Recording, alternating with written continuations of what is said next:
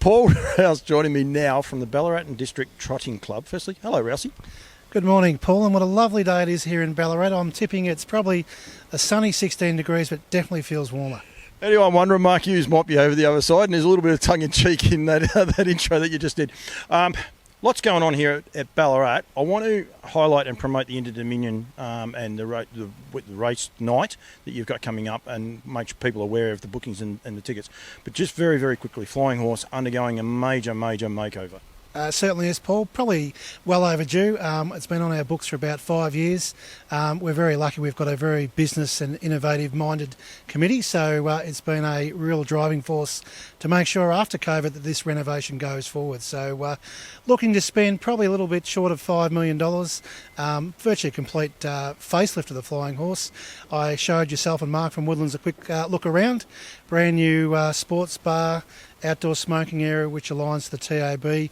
We relocated our gaming, so gaming and TAB are together with a separate entrance, ready for the big area. So the revamped bistro, 50-seat function space, but more importantly, a kids' multi-purpose play space, something, Paul, we haven't had. Made us somewhat irrelevant here in Ballarat in recent times, so with our younger demographics, so we believe that's going to be the real next generation drive at Ballarat to get the families back at the trots through our venue and then cross-sell them harness racing. And you said multi-purpose was the other part that you mentioned there. You're saying about the kids room, but you were mentioning yoga and things like that. And people might say, what the? But that's the whole idea of it, isn't it? Is to be able to, if someone comes to you and says, we want to have a game of bingo, you can do that. If you want to have a five-star dinner, you'll be able to do that as well. It certainly is, and people know that we've got a big complex upstairs. On different times it's very hard to open up for smaller functions, so we believe the 50 plus function space would be perfect for any of those big sort of occasions that a sporting club or school group may have. And but being aligned to the kids' free play space is probably the number one driver for us. And anybody that's sort of gone to a child care or a kindergarten in recent years is very much that it's the outdoors coming in. So the kids can just free play. It's not necessarily a lot of obstructions being claw machines and digital games. It'll be all about the kids, crawling around. We've got a climbing wall. We've got an interactive projector, which we're pretty excited about, and but very much a real generational thing that the young families will be coming to our venue and with the hope of cross-selling the great sport of harness racing. Absolutely, rightio. We've got one person I need to catch up with in a minute. Don't you worry about that. I reckon she's forgot about me too, and she'll be able to watch this and look at the finger. You can tell she's definitely forgotten about me. The Inter Dominon 2022, what have we got, 26th of November. I love the sign, firstly. I love the badging. I think it's actually really good, and it suits this venue here.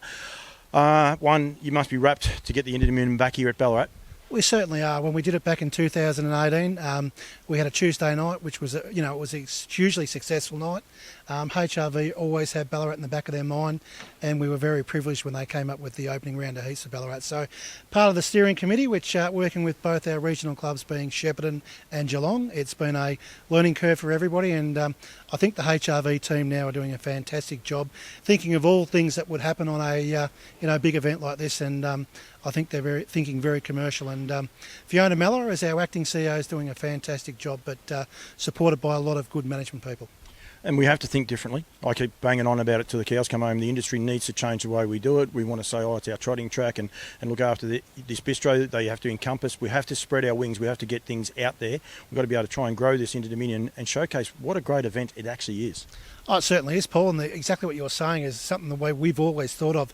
By the way, the trots are on. Come for your event, and on 28 occasions during our year here, Ballarat will be racing. So we just want to get them in the doors. Whether it's a fundraiser or a school valedictory dinner, we get them in first, and then we look at letting them know what a great sport it is. And absolutely, the Inter Dominon showcase is the best in our sport. I've been lucky over my time to go to most Inter Dominions, travel all around Australia and New Zealand, and it's really important as a club admin person to be out and about and be seen at these events, and also know that the other states are getting your support. So then back in 2023, of course, it goes to Albion Park. So we've already made some connections there, and we'll help assist the event go from very successful event in Victoria off to Queensland and keep the momentum going. You always, in my mind anyway, you lead the way you set up your what are they called? The travelling buses, the food vans. You have an outdoor bar and that. Have you got some different ideas planned for the you have, I can tell by the smirk whether you answer this as a no or not, but for this Inter Dominion race night? Well, actually, Paul, we do have a market, but if for those that went to Victoria Cup on Saturday night, that is the model going forward for clubs, having some sort of activity. They had the market stalls there and also the food trucks, and it gives the ordinary person a reason to go to a racetrack. And it's something we've been doing successfully for a number of years. So we believe the only probably different tweak we've got this year, we're making a Ballarat Makers Market. So anybody that wants to showcase food or wine or craft from the Ballarat District area, they'll get a stall here on Inter Dominion night. So it's all important about being, showcasing all things in your area. And I think, it's great that the Inter Dominion again is going regionally. And I think that Shepparton always had a great following of people up to the racetrack up there, and Geelong have done some really great renovations down there of recent times. So I think the fit of the clubs this year is an excellent one. Again, it's all about momentum. We're hoping the Victoria Cup momentum that was built on Saturday night, the unbelievable racing, will continue on during the Inter Dominion. We need to embrace the community so the community can embrace us. It's all good and well. So the councils, we need money for this and money for that. But if we don't give back, what hope have we got? I love that you're giving back to the local areas. Give them a spot where they can, someone might turn around and say, geez, that's nice chocolate or nice wine that they've made. Oh, it certainly is, and we're always anything that HRV puts forward to support the brand of harness racing Victoria, our club is always 100% behind, and we're lucky enough at times to be able to lead that charge. So again, very honoured to be part of the series, and we're looking forward to it. 26th of November. So all the other information, Paul, as we know, head to the trots.com.au, whether it's dining or just other event information. That's the place to go. So for all your dining packages, don't ring Ballarat. Go to the trots.com.